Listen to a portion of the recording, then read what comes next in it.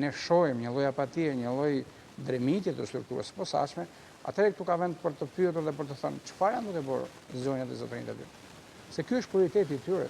Ne të hetosh ministrat, deputetë, zyrtar të lartë, kryeministër, e pse jo? Duhet të presim që Rama të bëhet ish kryeministër, që Braha dhe shokët e tij, shokët profesional, ta marrin në hetim zyrtarisht, kanë ata me thesë aty. Toni vllajt me kazino, 320.000 metër tokë bëri 26 milion. Ishte të Xibraka, ishte të call center, po kur do jetojnë ata? Kur do bëjnë veprime?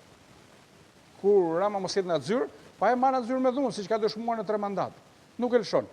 Edhe kjo është arsye mjaftueshme penale, që prokurorët ta kishin hetuar, ti kishin vajtë në zyrë. Ajo historia e pazllakëve të BKH-s ke dera, duhet ishte përgjithësisht shpesh dhe shpesh.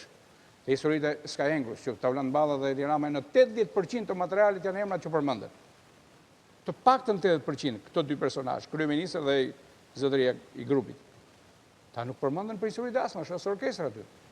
Është histori për trafike, për pastrim me parash, ku edhe raportet theksojnë jo më larg se 2 ditë më parë, nga Departamenti i Shtetit vjen një faqe e zezë tjetër.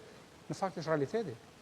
Është kthyer në anglisht, se ky është ajo që ne kemi thënë ne, është shkruar, është denoncuar nga media, nga opozita, nga të gjithë, aktorë dhe faktorë.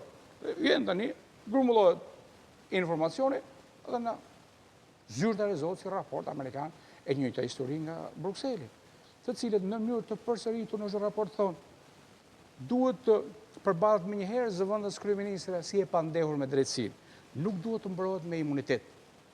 Dhe këtu ka qenë një nga, le të themi, ushtrimin e ndikimit